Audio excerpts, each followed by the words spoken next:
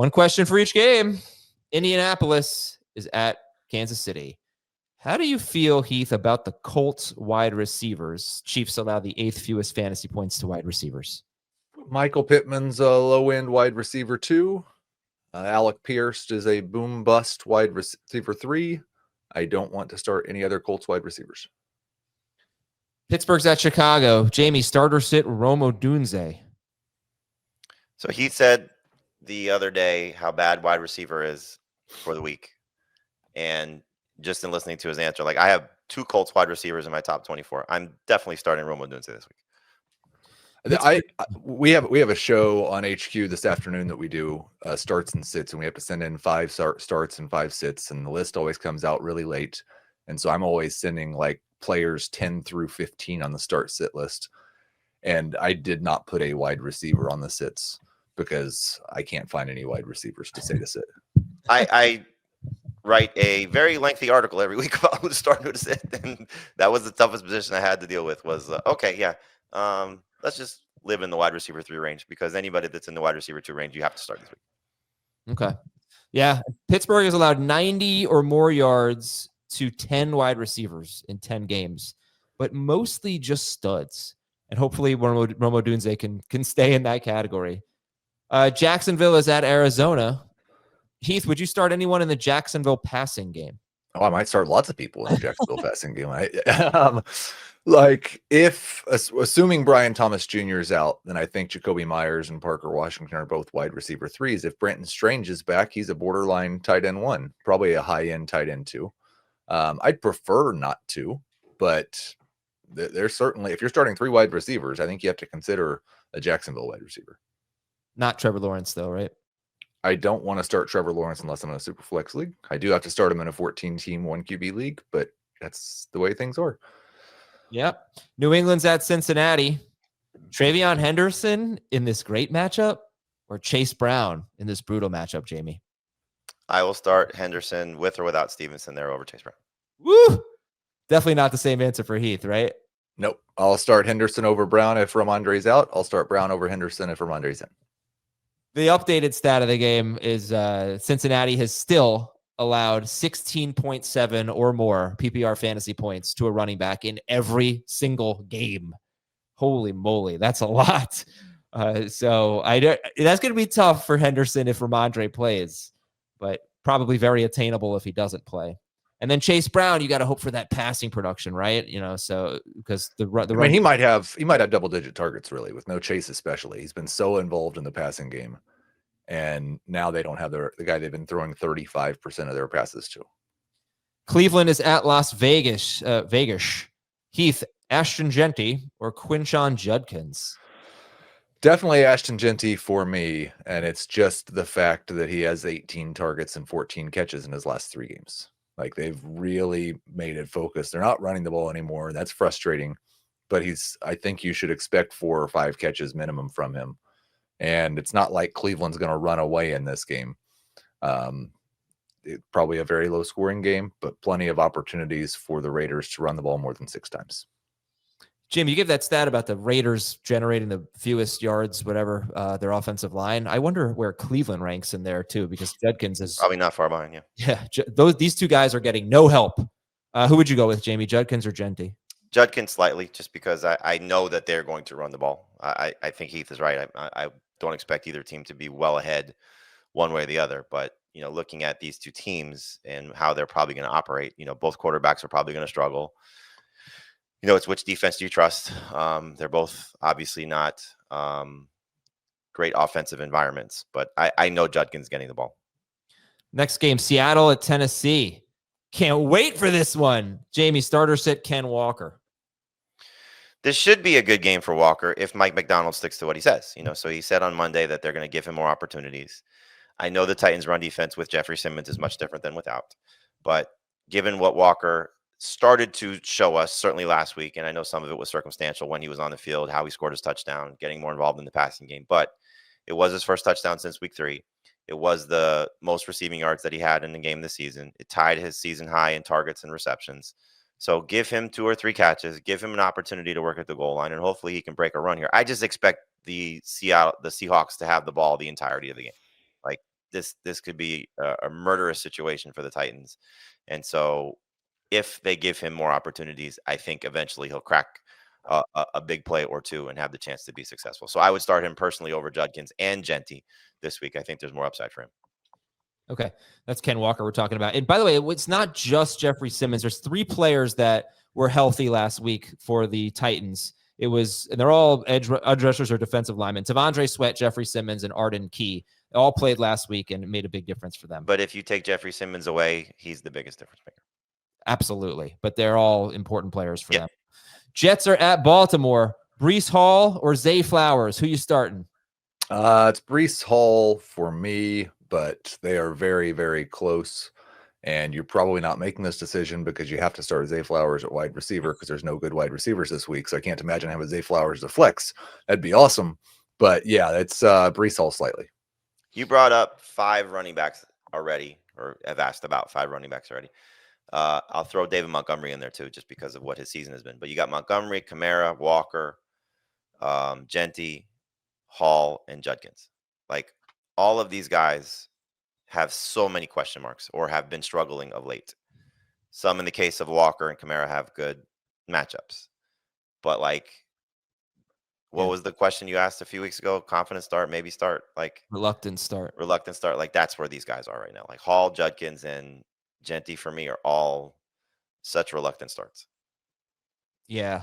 Are they reluctant? Have them all in various leagues and not thrilled about it. Closer to sits. They would be sits if we had better options. Is running back bad too? At the tail end of it, yeah. It's a lot better than wide receiver, in my opinion, but it's just like everything's kind of bad. Yeah. All right. Well, I wonder if that's because we're coming off such a bad fantasy week, where. Well, I think it's because like I looked at it. I haven't looked at the running back position, but you look at ADP from the beginning of the year, 15 of the top 36 wide receivers are not playing this week. Like, and we've got a dozen running back committees, so, or more. So yeah, it's just the game has been a little different this year than past years. True. We also don't have the Dolphins and Commanders defenses to pick on this week. You can always count on Sundays with the NFL on CBS and Paramount Plus. So even if you can't count on accurate expiration dates, that is a rookie mistake, or people appreciating your fashion sense, Jim, the crowd is not on board here. You can always count on Sundays with the NFL on CBS, streaming on Paramount Plus. Glad we wear our good jerseys. Yeah. Okay, we're back here with one question for each game, and we'll start with Dave because Jamey has left the room for a moment. Philadelphia at Dallas. There's Jamey. Which offense are you more confident in, Eagles or Cowboys? Probably the Cowboys, but I think both offenses have very challenging matchups to deal with. Isn't that a great question? I don't usually toot my own horn for one question for each game, but what a great question that is. I mean, you got to make up for yesterday with all your crappy stats that Heath was just, body blow left and right. You came up with one and he would just haymaker and knock you out. Yeah. I think this should be a running thing of who could have better stat of the game. I like it. Minnesota at Green Bay. Jamey, is Emmanuel Wilson a must start if Josh Jacobs is out? I don't want to use the term must start, but he's a starter. Do you feel the same way about him that you might have felt about Woody Marks going into last night? I think I have them ranked back to back. Yeah. So it's, a guy that has a great opportunity. Mm-hmm. In the case of Marks, it was a great matchup. So Wilson feels like one of these guys that could be a fooled you, great scenario. The offense has been bad, so it's not like there's a ton of, they're walking into this great situation because Jordan Love's playing great and he's going to have all these touchdown opportunities. Like, Josh Jacobs is a great player and he makes a lot of things easier for that team. I don't know if Emmanuel Wilson's that same guy. So I think if he's going with the idea of, can he get you 8 or 9 without a touchdown? I think that's fair. If he scores, then he probably has a very good day. Okay. I think putting him in the Woody Marks, framework is helpful. Giants are at Detroit. So obviously we know Gibbs and and St. Brown for sure. But rank Wan'Dale Robinson, Jamison Williams, David Montgomery. Let's say in a full PPR league. Wan'Dale, Jamo, Montgomery. How would you rank them, Dave? Jamo, big gap. Wan'Dale, little gap. Montgomery. Jamey? Same. Okay, you want a good stat here? What are we expecting? He's on the show. Ew.